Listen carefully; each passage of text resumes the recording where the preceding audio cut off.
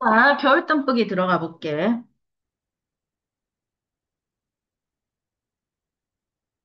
얘들아, 오정희 작가는 이제 슬슬 수능에 나올 때가 됐거든. 그래서 지금 내신뿐만 아니라 수능까지 바라봤을 때 너희가 좀 기억해줘야 되는 작가야. 그래서 오정희 작가랑 박안서 작가가 유사한 맥락을 띠고 있는데, 자, 갈래 가볼게요.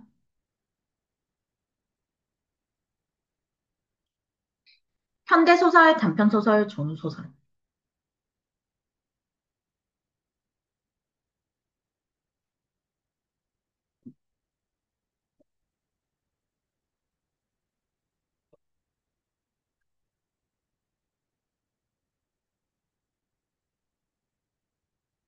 성격 회상적.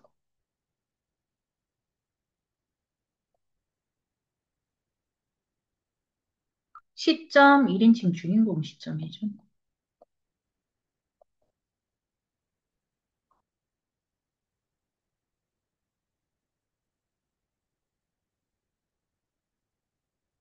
주제 유년 시절의 추억, 기억, 이런 걸 다루고 있고.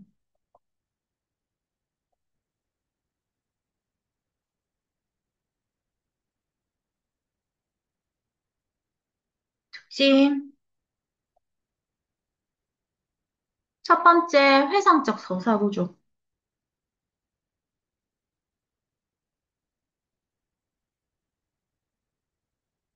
얘들아, 회상 나오면 따라오는 친구가 역순행적 구성이죠? 못 본 척. 자, 이해됐지? 자, 두 번째, 1인칭 주인공 시점이죠.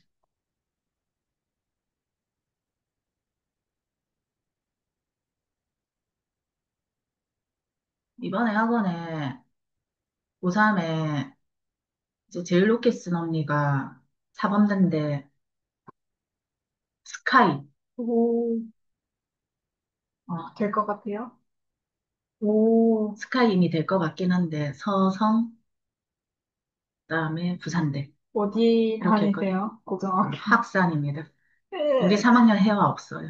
아, 음. 이제 수시로 가나요? 네? 수시죠? 그렇겠네요. 네, 3학년 회화는 이제 그 3학년 올라오면서 수학학원이랑 시간을 못 맞춰가지고 와, 그렇게 했고 연락은 계속 꾸준히 하고 있습니다. 음, 시험지도 계속 하고. 근데 이제 그렇게 됐고 그다음에 그 3학년 회화랑 학살이랑 친구거든. 성적이 비슷해요. 오, 그래서 아마 걔도 잘 갈 겁니다. 음, 인서울은 가능할 거고 그 친구도 수시로 이렇게 넣는데 걔는 정시로도 가능해. 음, 그러니까 수시로 가능한 놈들 정시로 가능해요. 회화 학사는. 이렇게 그러니까, 그리고 사실 해화학사는 정시가 더 높게 나와야 되는 학교거든. 근데 너희가 정시가 더 높게 안 나온 이유는 하나야. 3학년 때 관리를 안 해. 학교? 3학년 때 언제부터 관리를 안 하냐면 8월부터. 8월, 9월, 10월, 11월 세 달 반이 있잖아. 세 달 반 냅다 놀아. 그러니 수능을 잘 칠 리가 있나. 왜 세 달 반 냅다 노는 줄 아나?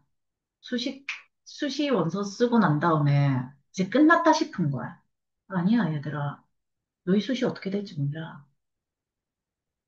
정시까지, 내가 정시로 대학을 안 가더라도 정시까지 버리면 안 돼, 너네는 지금. 큰일 나, 진짜. 내가 작년에 봤잖아. 올해도 보잖아. 매년 보잖아. 정시로 대학을 안 가도 정시까지 대비한 놈들이 그래도 해서 다행이었다. 마음이 진짜 편했다. 지나고 보니까. 이렇게 이야기를 합니다. 오케이? 후회하는 일은 하지 말자. 나는 너희에게 딱 그거 하나만 해줄 거야. 후회는 안 하게 해줄게. 다시 돌아가도, 나 다시 돌아가면 더 열심히 공부할 거야. 이 생각은 내가 안 하게 해줄게. 알겠지? 자, 그러면 맞아가 볼게. 3번. 자, 현실과 이상 사이에, 이것도 영상 보는 놈들은 이거 스루한 뒤. 방금 이야기했던 시기들. 자, 왜? 그렇게 하는 거 알아서. 네? 아니요, 아, 웃겨서요. 아, 이상 사이에 가치관들. 하지만 전 터치하지 않죠. 왜요?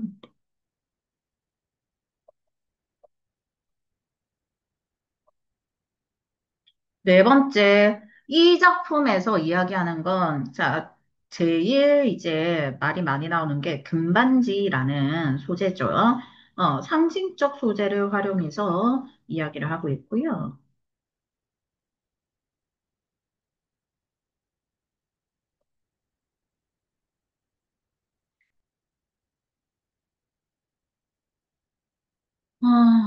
줄거리는 단톡에 한번 올려드릴게요. 줄거리 한번 보세요. 읽어보셔야 돼요, 제발. 이게 너무 길어가지고 제가 말로 해줄 수는 없고요.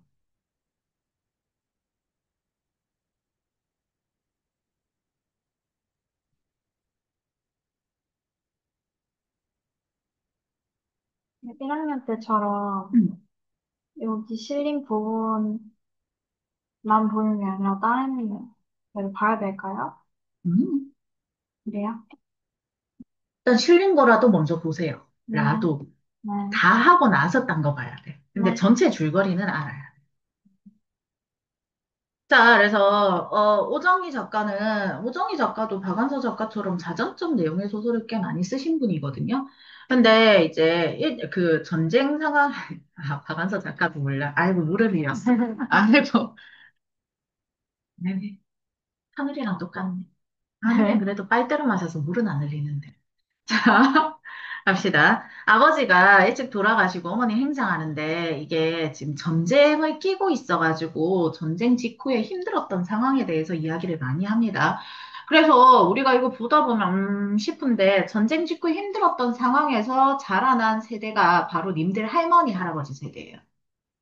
할머니, 할아버지가 보통 이제 53년생, 조금 연세 있으시면 이제 50년생. 전쟁 시작할 때 태어나신 분.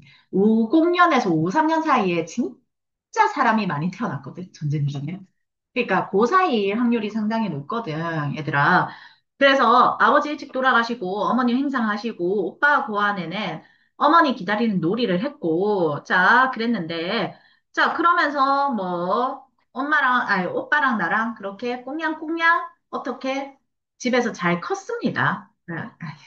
오빠와의 꽁냥꽁냥은 있을 수 없다는 표정이죠. 네, 그렇습니다. 하지만 오빠가 초4 때, 어, 선생님한테 맞았고, 나는 이제 아마 오빠가 엄마의 사랑을 원했던 것이라고 이해를 했을 것이고, 그리고 오빠가 중고등학교 때, 어, 성적은 중간, 그러니까 한 3, 4등급 정도 되는데, 서울대 시험을 봐서 떨어졌고, 그래서 이제 오빠는 이제 무슨 짓을 해도 다 이제 떨어지고 막 이랬다. 뭐 그 고등학교도 이때는 시험 쳐서 갈 때거든. 그래서 삼수 사수 했는데 떨어졌다. 그리고 뭐 대학도 마찬가지다. 뭐 이런 거고요. 그다음에 오빠가 이제 사기도 쳤어. 서울대 과잠입고 이때는 배지라고 돼 있는데 지금으로 치면 서울대 과잠입고 여자 꼬신 거야. 그래서, 뭐, 그런 집안 사정, 오빠의 사고, 그다음 오빠가 양도너, 돼지도 길렀고, 뭐, 온갖 그걸 다 했고, 오빠 또 사업도 망하고, 야채 장사도 했는데 또 뭐 망하고, 뭐, 그런 내용이 있어요. 그래서 이제, 작품 자체는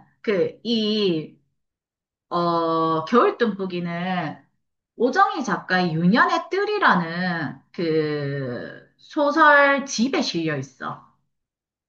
집에 실려 있고, 이 유년의 뜰이 상당히 재밌거든. 그 중국인의 거리라는 작품과 유년의 뜰과 겨울dum부기와 뭐 이런 것들을 연결시켜서 보면 이 오정희 작가의 유년 시절의 모습이 보인다라고 이야기하기도 해. 근데 그때는 사람들이 다 그렇게 살았다 정도 이야기하는 거거든. 근데 이런 유년 시절에 오정희 작가의 특징이 뭐냐? 어, 무의식적으로 나에게 남아있는 모습을 회상한다. 입니다. 오케이? 그래서 본문 보면서 그 디테일을 잡아봅시다. 전 오정희 작가 상당히 좋아하거든요. 대학교 때부터 상당히 좋아했어요. 어? 어머니 말을 빌리자면, 오빠는 머리는 좋은데 가고운이 없어서 중학교 입시 떨어지고 고등학교 입시에서 떨어졌다. 님도 이거 어디서 많이 듣지 않았나? 우리 애는, 니는 머리는 좋은데 공부를 안 해서. 또 니는 머리는 좋은데 시험만 치면. 이거 어디서 많이 듣지 않았나? 네. 저는 머리는 좋은데 공부를 안 해서를 너무 많이 들어서. 자, 줄건 이 부분. 자, 엄마 생각. 여기서 보이는 어머니의 생각.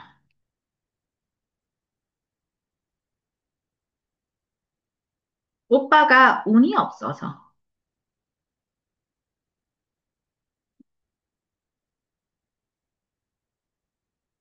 입시에서 떨어진다고 생각하죠.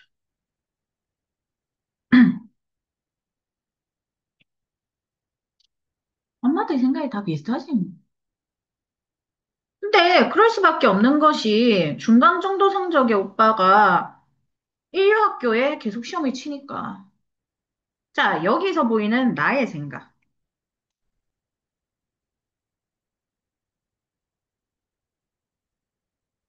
오빠가 성적에 맞지 않는 학교를 지원해서 떨어져.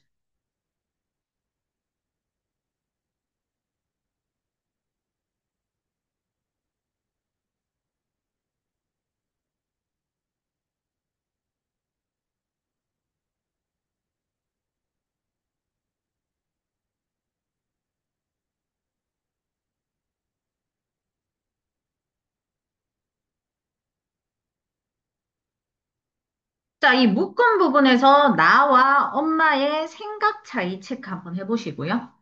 됐나요? 대학의 경우는 조금 달랐다. 큰 배 성장이 되어 먼 바다로 나가겠다는 것이 오빠의 꿈이었다. 해양대에 응시한 오빠는, 어휴, 뭔가 좀 친숙한 대학 이름이 나오기 시작하죠. 자, 오빠는 신체 검사에서 걸려서 필딱고사도 치르지 못하고 낙방했고요. 어머니는 자, 약한 과를 택해서 응시하기로 했으나 삼수까지 갔습니다.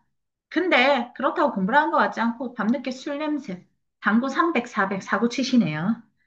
그렇다고 어, 학원보다 당구장에서 보내는 시간이 더 많은 것 같기도 했다. 자, 이 부분. 오빠에 대한 나의 짐작.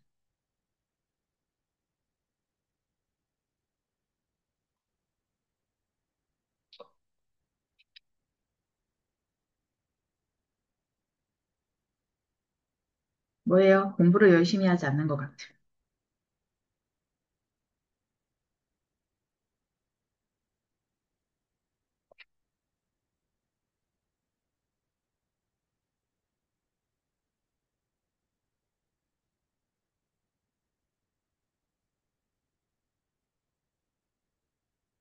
대낮에 한 장 걸친 벌건 얼굴로 출판사 부근 빌빌 동다가 돈 몇 푼 받아지고 술집으로 돌아가는 일도 꽤 많았고 주판을 넣다가 수금,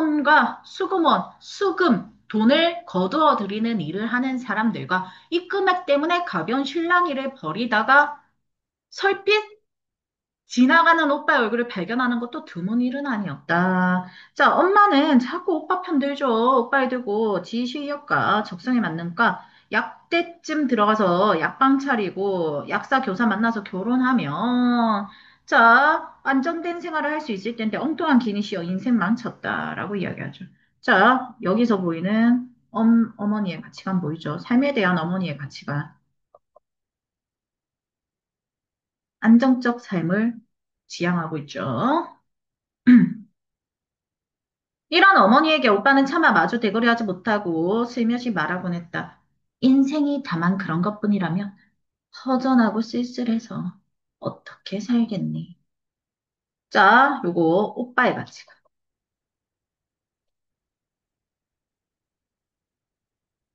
오빠는 안정적 삶보다는 조금 더 다른 삶을 원하고 있죠. 엄마와 대립되는 가치관을 가지고는 있습니다. 자, 그리고 나는 엄마의 생각에 동의하고 있고요. 엄마 생각에 동의하고 있고. 그렇지만 오빠는 그렇게 살 수 없을 것 같은 느낌을 가졌습니다. 자, 자, 오빠가 살 수 없을 것 같은 삶, 바로 생활의 안정을 우선적으로 추구하며,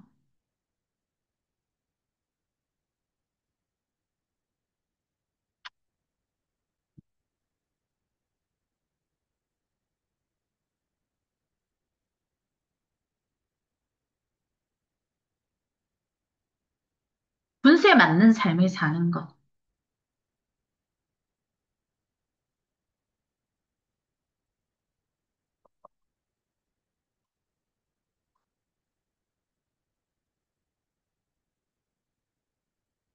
이걸 오빠가 못할 것이다, 라고 생각하지. 오빠는 할 수 없을 것.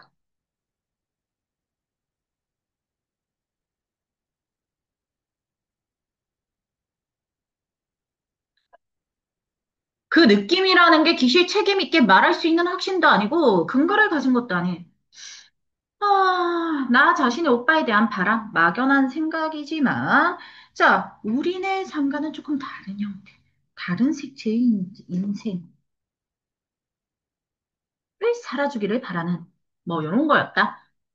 자, 그럼 우리네 삶을 평범하고 남루한 것으로 보거든, 얘가. 그러니까 평범하고 남루한 삶이 아닌 것.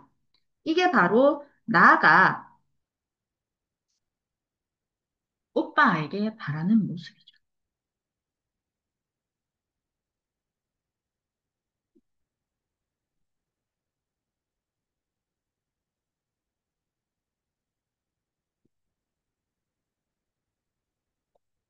평범하고 남루한 삶이 아닌 것.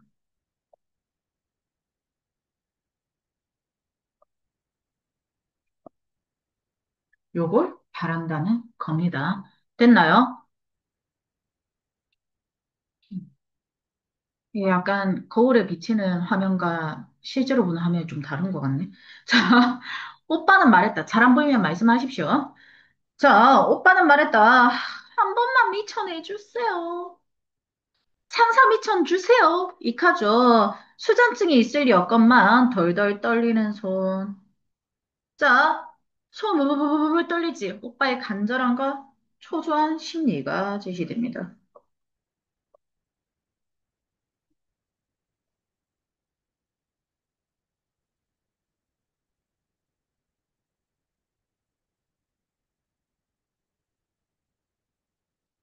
자, 그러면서 오빠가 이야기하는 건 야채 시장에서 이제 사업할 것, 그래서 야채 장사하겠다라는 거고요. 그때 우리 집에 돈이 있었냐? 없었거든. 우리가 들어있는 사글세빵 보증금이 20만 원이었다. 오빠는 지금 위에서 뭐라고 이야기하냐면 단돈 50만 원이라고 표현했지만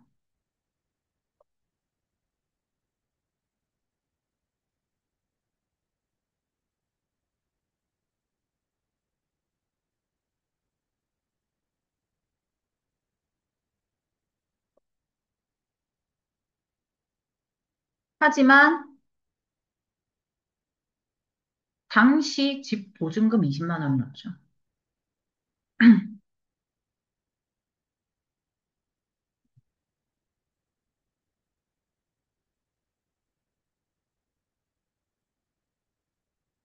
그러니 우리가 체크해 볼 건 오빠가 요구하는 금액이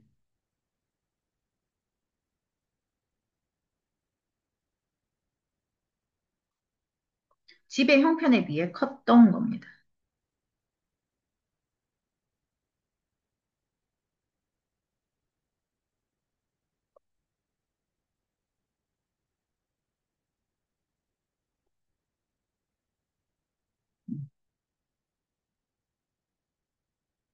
지금으로 치면 5천쯤 된다고 생각해봐.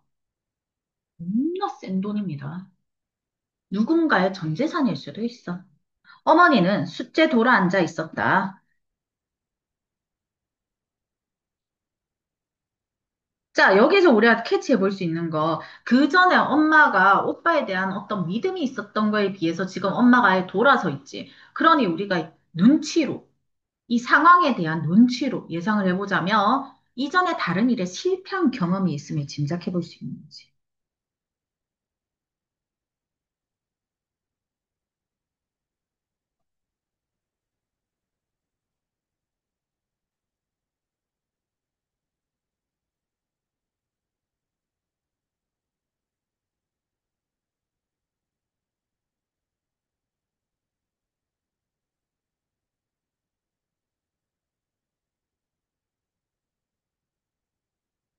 오빠는 흡사 장터의 야발꾼처럼.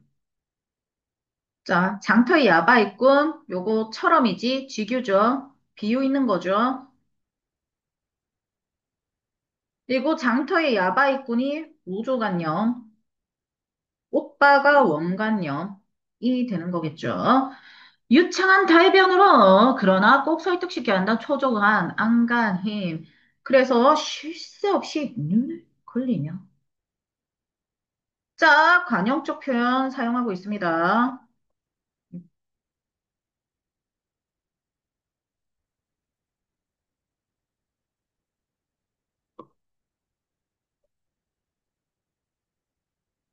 잠시만. 눈을 굴리며 여기에다가 불안해하는 오빠 상태를 표현하는 관용적 표현이고요.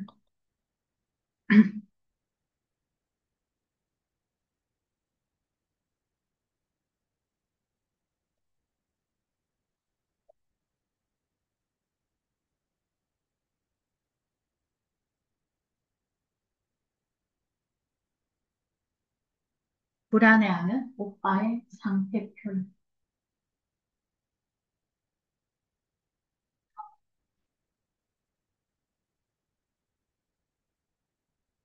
그래서 눈꺼풀은 막 파람에 떠는 문풍지처럼 마찬가지 지우가 있고요. 자, 여기서 보이는 것도 오빠의 초조한 심리입니다.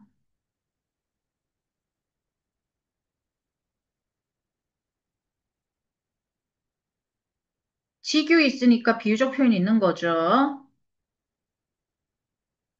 입만 갖고 하는 장사 사기밖에 없다. 위에서 엄마가 오빠의 말을 차갑게 잘랐다라고 이야기하면서 이 말이 나오지. 그러니까 이 부분에서는 오빠에 대한 어머니의 불신이 있습니다.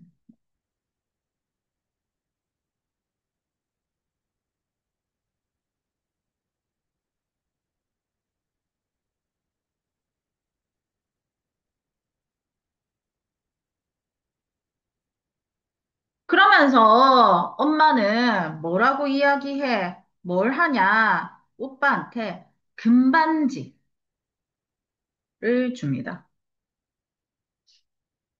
자, 그리고 이 금반지는 이 이상 도움을 줄 수 없다는 어머니의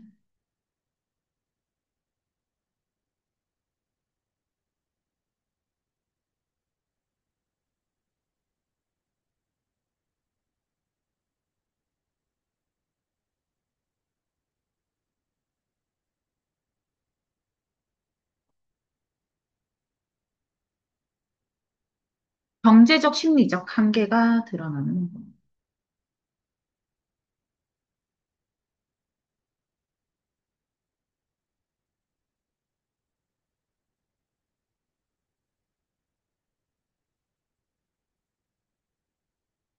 됐나요?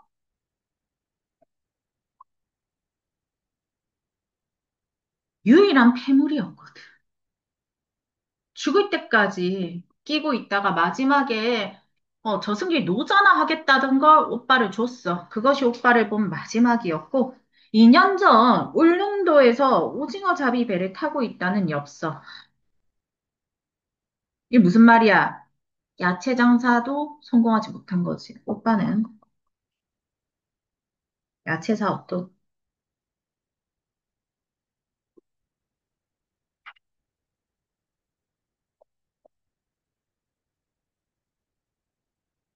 성공하지 못한 거.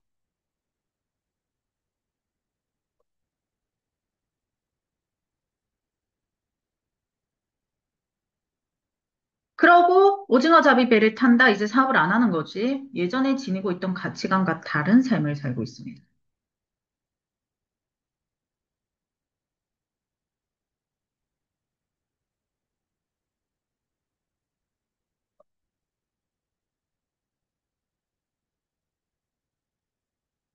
이거 무슨 말이야? 내가 낸데, 내가 어째 그런 걸 하노? 이러고 살았던 거야, 오빠가. 무슨 느낌인지 알겠지? 그런데 지금 뭐야? 오징어 잡이 배라도 타서 먹고 살려고 하는 거지. 과거 오빠와 현재 오빠가 다른 거 알겠어, 얘들아? 그거 캐치해 주셔야 돼요, 이 작품. 자, 그래서, 올케도 있어. 결혼도 했어. 결혼도 했고, 조카도 있어. 자, 연말인 탓에 우체국은 창구마다 사람들이 들끓었고요. 송금 업무 창구에, 자, 출입문까지 줄이 있고요. 줄 끝에 이어졌고, 손에 1,000원짜리 지폐 30장 부피가 갑핏 느껴졌다. 우편물이 밀릴 때니 사나회나 오빠에게 닿을 것이다. 자, 오빠를 도와주려는 나의 모습 있죠.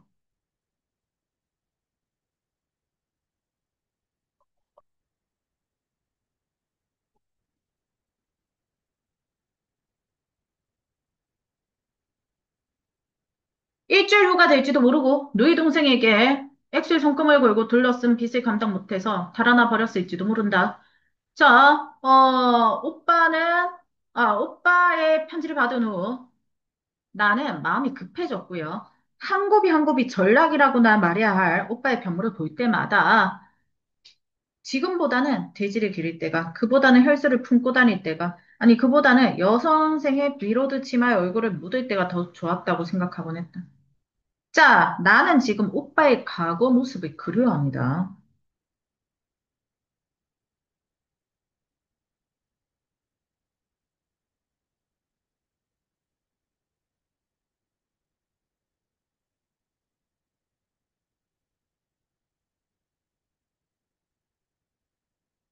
아니, 차라리 나팔소리 쓸쓸히 울려 퍼지던 저문 날, 오빠의 속삭임에 따라 먼 곳으로 달아나자던 때가 더 좋았다.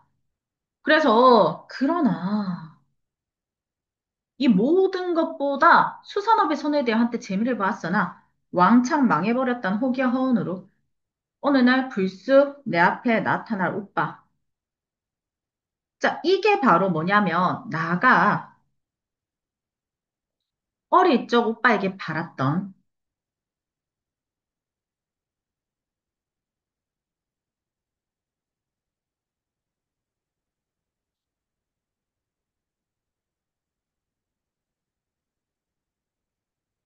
보통 사람과 다른 삶.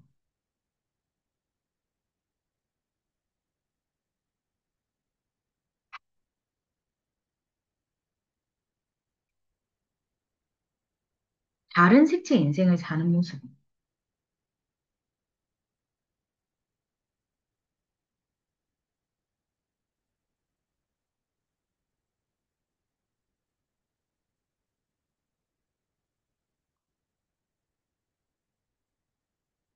아닐까까지 묶어서 오빠가 과거의 모습대로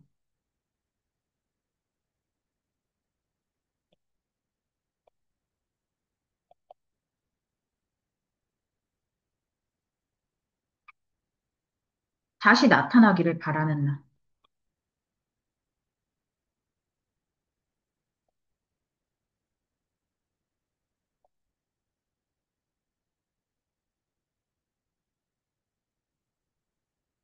이 작품 할 때 학생들이 많이 힘들어하는 부분이 뭐냐면 내가 바라는 오빠의 모습이 너무 양아치 같고 날라리 같아서 너희의 생각과 너희가 생각하는 그 가치관과 다르기 때문에 납득을 못 해가지고 이 작품을 못 푸는 경우가 상당히 많거든. 얘들아, 우린 국어야. 본문에 있는 대로만 푸시고요. 얘가, 얘가 말하는 대로만 보시면 돼요. 오케이? 얘는 지금, 얘는 지금 오빠가 세상에 맞춰서 살기를 바라질 않아. 오빠가 원하는 대로 하고 싶은 대로 하면서 사는 삶을 살았으면 좋겠다라고 생각하는 거야, 그냥. 오케이? 그러니까, 그 부분만 조금 조심해 주시면 겨울뜸보기는 조금 할만합니다. 그래서 여기 보시면 일상적 삶으로부터 탈출을 꾀하던 오빠의 삶입니다. 그러니까 하고 싶은 대로 살았으면 좋겠다는 거죠. 오케이? 자, 넘어갈게요. 넥스트가 뭐냐면, 영희록이네요. 갈래.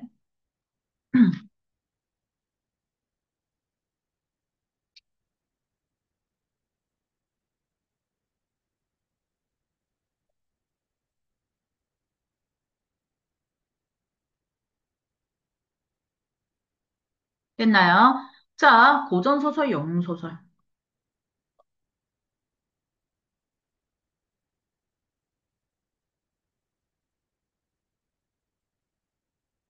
성격, 정기적, 비현실적, 교훈적.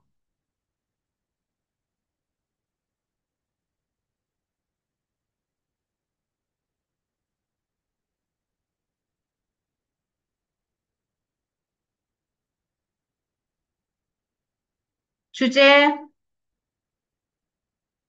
시련 극복을 통해 영웅으로 거듭나는 송기의 일대기.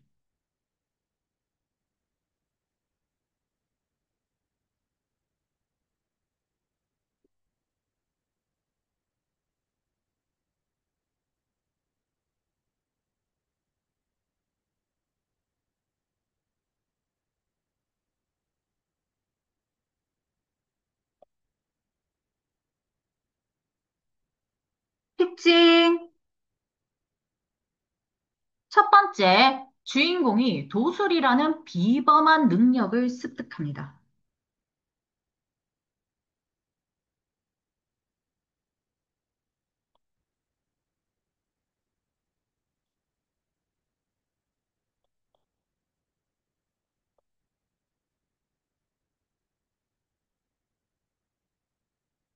위기를 해결하는 정기적 요소가 보이죠? 위기를 해결할 때 정기적 요소를 쓰거든.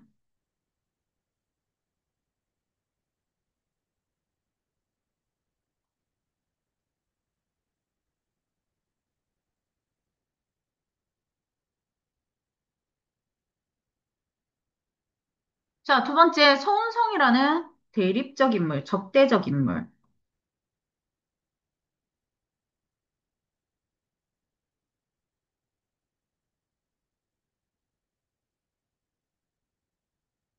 등장하고요. 얘랑 갈등을 하게 됩니다. 갈등 관계고요. 자, 이런 갈등 관계를 통해서 주제의 효과적 제시가 드러나죠.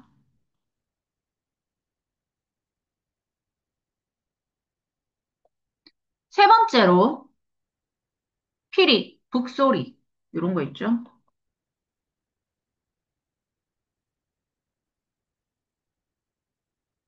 자연을 변화시키는 도술 장면이 있고요.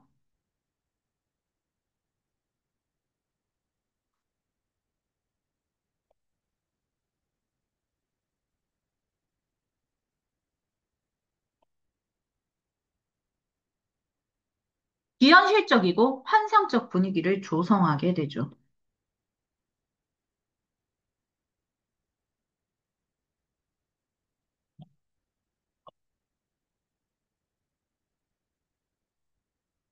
네 번째, 인물의 행위와 대화 중심으로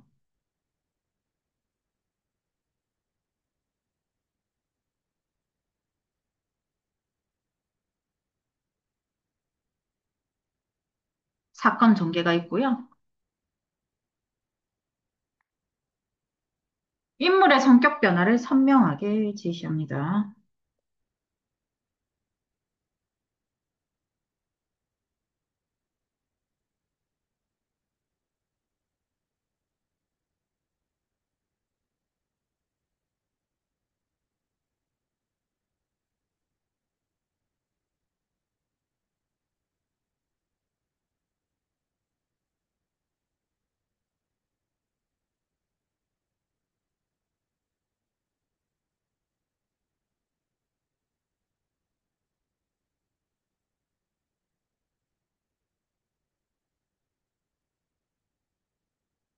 됐나요? 이 작품 작잠 이상의 고전 소설이죠. 주인공은 추한 외모 때문에 멸시받고 있었어요. 근데 이 주인공 송기거든. 송기가 못생겼다고 무시당하다가 도수를 터득하게 되고 자기를 무시하던 사람들을 굴복시키고 나라의 위기에서까지 구출해내게 되는 작품은 영웅 일대기적 구조를 띠고 있습니다. 초창기 초반에는 처남 소은성에게 시를 짓지 못한다는 이유로 모욕을 당하고요. 세속적 잣대 속에서 무능한 인물로 그려집니다. 그런데 이제 집에서 나와서 학문과 도술에 통달하고 난 다음에 완전 다른 모습으로 돌아오게 되는 거죠. 후반부에서는 소은성이 여전히 송기를 괴롭히려고 하지만 송기가 신비로운 피리 연주 그리고 천지를 뒤흔드는 북소리 같은 것으로 상황을 역전시키는 모습을 보여주고요. 특히 북소리는 소은성의 모습, 그러니까 북소리에 소은성이 두려움에 떨거든. 그런 모습을 통해서 두 인물 관계가 역전되었음을 알 수 있어. 그러니까 초반부에는 소은성이 셌고, 손성이 약간 일진 역할. 그 다음에 이 주인공 송기가 완전 일진한테 당하는 역할이었으나, 어른이 되고 난 다음에 송기가, 잘 나가는 변호사쯤 됐고, 이 손성이 그냥 길 가는 양아치. 그래서 이렇게 관계가 역전된 그런 모습이라고 보시면 됩니다. 맞나? 졸리제. 그렇습니다. 겉모습, 세속적 재주로 사람을 판단하는 태도를 비판하는 모습이 있는 겁니다, 사실. 그리고 내면에 잠재된 진정한 능력, 가치, 이런 것들을 강조하고 있고요. 무시, 멸시, 이런 시련을 극복할 때마다 자, 어떤 비범한 영웅으로 거듭나는 송기의 모습을 독자는 쾌감을 느끼고, 천상계 질서, 지상세계의 기륭화복을 결정하는 세계관을 바탕에 깔고 있다라는 겁니다. 그래서 흥미, 교훈, 동시에 전달해요. 다 쓰려고 하다가 제가 그냥 말로 설명하는 거예요, 얘들아. 원하면 다 써드릴게요. 일단 해보고 나중에 필요하시면 써주세요 하세요. 본문 갑시다.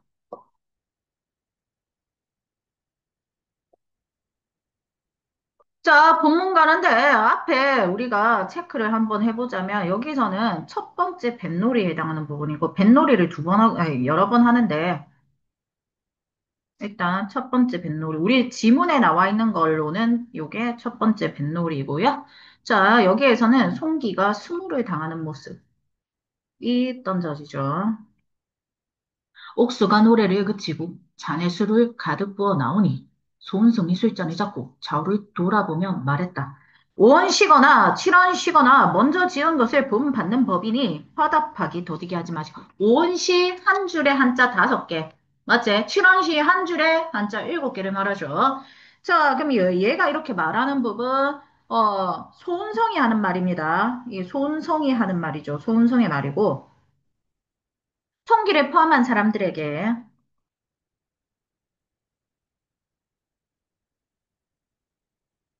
배 타고 있는 사람이겠죠.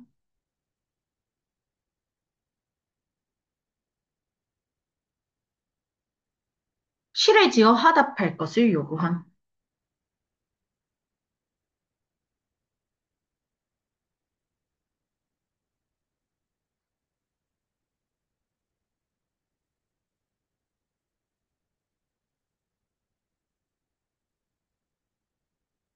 됐나?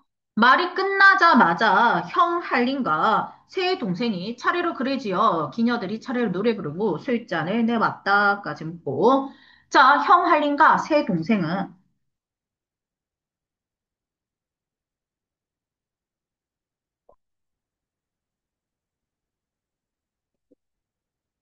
손성의 제안에 따르고 있죠.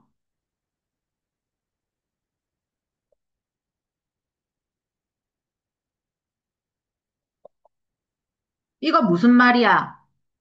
갈등을 방관하고 있는 겁니다. 손성이 지금 누구야? 저기 송기를 괴롭히는 상황인데 옆에 사람들이 없는 게 아니라 사람들이 있는데 괴롭히는 걸 알면서 그냥 방관하고 있다는 겁니다. 오케이? 자, 그 다음에 송기가 머리를 깊이 숙인 채 가만히 있었고, 자, 이게 갈등의 원인이 되는데,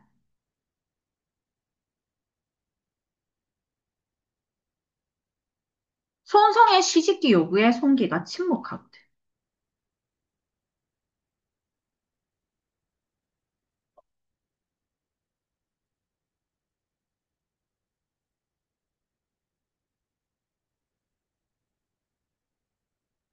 그래서 제가 여러 번 이야기했죠.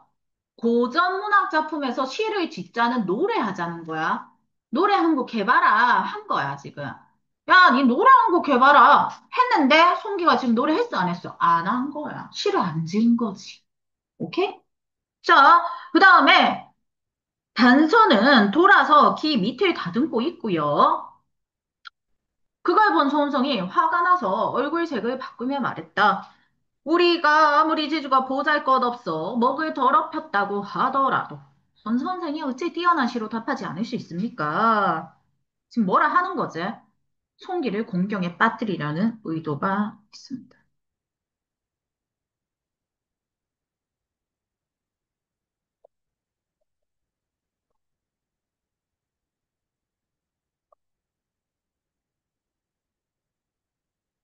술 먹는 예절은 군대 명령보다 엄하고 시 짓는 예는 법률보다 더 엄하다. 뭐 무슨 이런 꼰대 새끼가 맞지? 야, 이술 먹는데 주도가 어떻고 노래하는데 마이크를 순서대로 돌려야 돼. 뭐 이런 개소리 하는 새끼들 아직도 있거든. 맞아. 너무 흉내를 잘 냈죠? 아직도 있거든, 얘들아. 근데, 이 부분들이 바로, 사회적 간섭과 예절을 근거로 든 거야.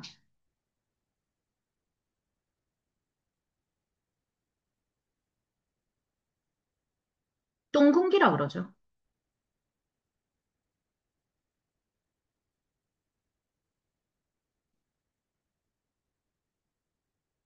그래서 상대방의 잘못을 지적하는데, 지금 이 상대방은 송기죠.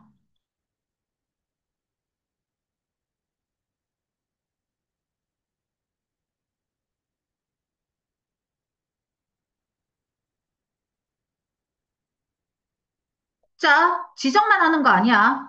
상대방을 뭐라 하면서 자신의 행동을 정당화합니다.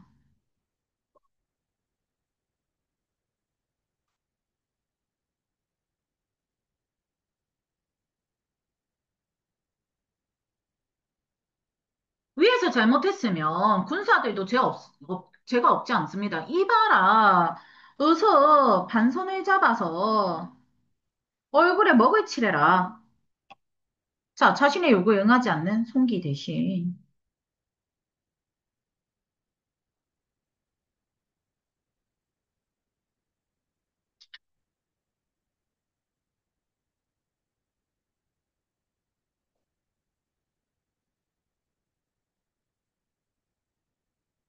애꿎은 기녀 반선을 보여줍니다.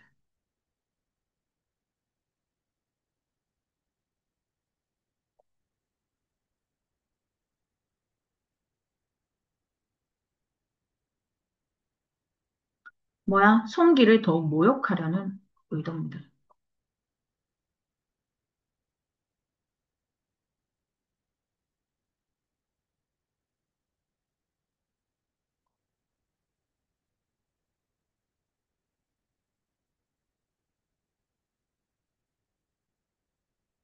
옛날 진나라 석숭이 금고건에 잔치하면서 시 짓지 못하면 술 석 잔을 먹게 한 예를 따라 강물을 마시게 하라. 중국 고사 인용하고 있고요.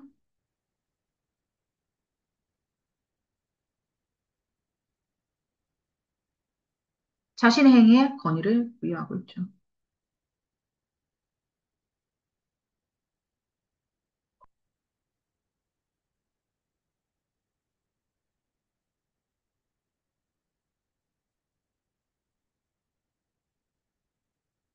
좌우의 기녀들이 반선을 잡아 화관을 벗기고 얼굴에 먹을 칠하자 반선이 쪽팔릴 같고 힘들어한다. 첩으로하여금 글 짓는 신세를 모시게 하지 않고 말 못하는 부처, 침묵하는 송기를 이야기해줘.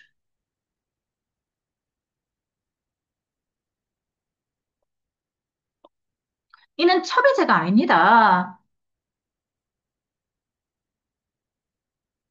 자, 자기 처지를 자책하지 않아요.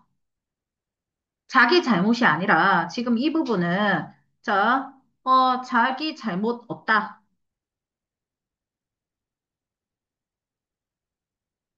뭐를 탓해? 송기의 무능함을 탓하고 있습니다.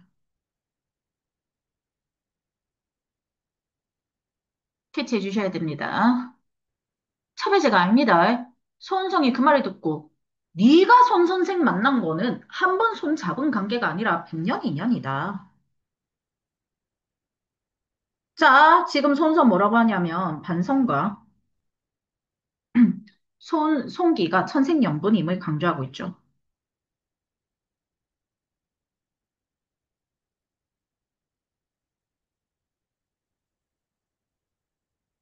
자, 이렇게 강조하면서 송기의 무능함에 대한 책임도 반선에게 있다라고 이야기.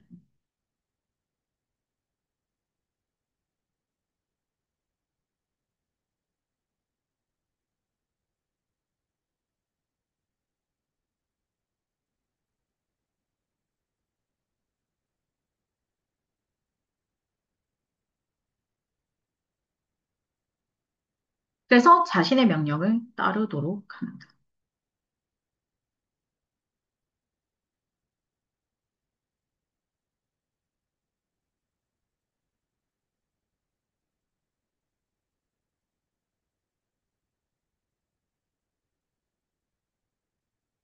자, 그래서 반선이 얼굴에 먹칠하고 이제 뼈를 둥해가지고 이제 가는데요. 이제 풍채 좋고 당당하며 말이 빛나고 문장이 출출한 송우성. 송우성의 능력은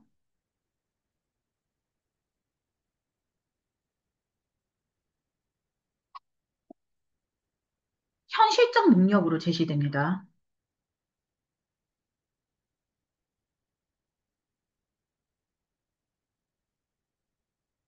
예를 들면 문장력 같은 거죠.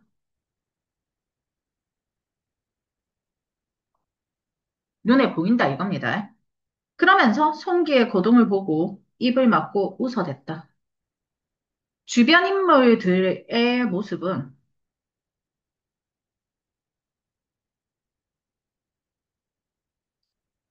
권력자 손성에게 아첨하고요. 비겁하죠.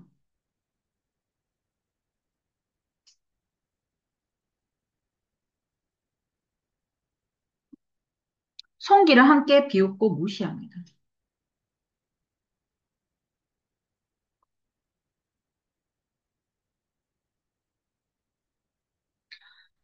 처음에는 억지로 앉아있던 송기가 시간이 갈수록 얼굴을 배 밑바닥에 받고 일어나지 않았고요. 송기가 하는 행동, 강물을 먹지 않는 것을 보고, 자, 송기 뒤통수에 물 부으라고까지 합니다. 송기는 빡이 왔어요. 자, 빡이 왔으나, 한마디도 못하고, 자기도 모르게 귀 밑으로 원통한 눈물이 흘러내리게 되죠. 소은성의 조롱과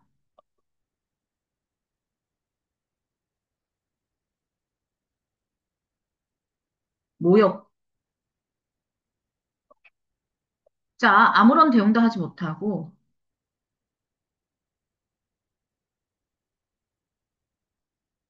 눈물만 흘립니다.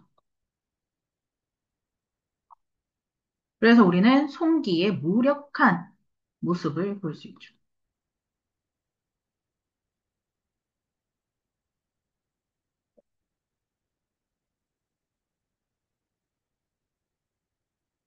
자, 그 광경을 소은성이 봤어. 보고, 물사발을 물리치고 조문하면서 말하게 되죠. 워낙 재주가 높으신 선생께서 시 한 번 읽지 않는 거 이상하게 생각했는데, 슬픈 눈물이 얼굴에 가득한 걸 보니, 저희 친한 사람이 죽거나, 손저히 길이 가까웠거나, 그런 까닭이 있는 줄 알았어. 저희는 그것도 모르고, 시와 술로 즐길 것을 청했다. 또, 애도애를 표한다까지 묶었습니다. 자, 우는 이유를 마음대로 추측하며 조롱하.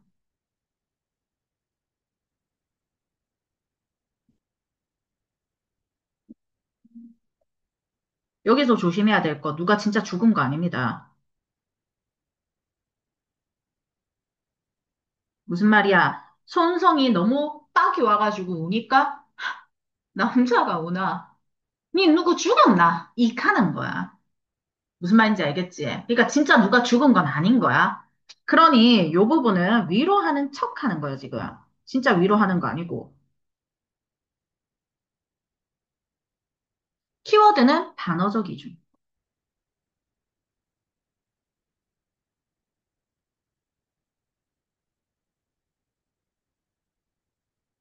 그래서 그 밑에 보시면 배 위에 모든 사람들이 포복절도했다라는 거죠. 무슨 말이야? 주변 인물들 모두가 아무도 얘 편이 없는 거지. 소은성의 조롱에 동참.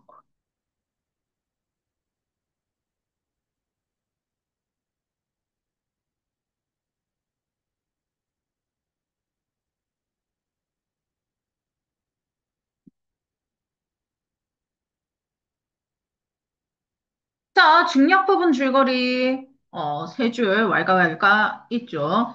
자, 이번에는 첫 번째 뱃놀이와 다시 뱃놀이 간다 그러죠. 동일한 배라는 공간.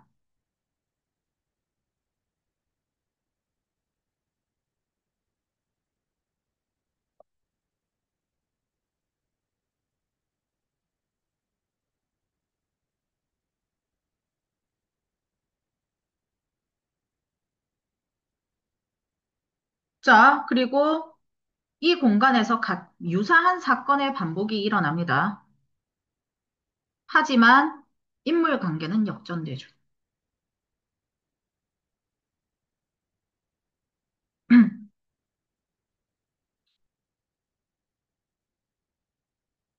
됐나?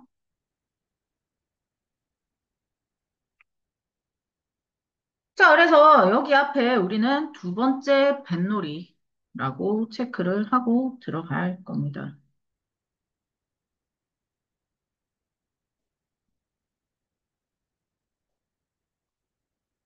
여기서 손기의 복수와 능력가시가 있죠.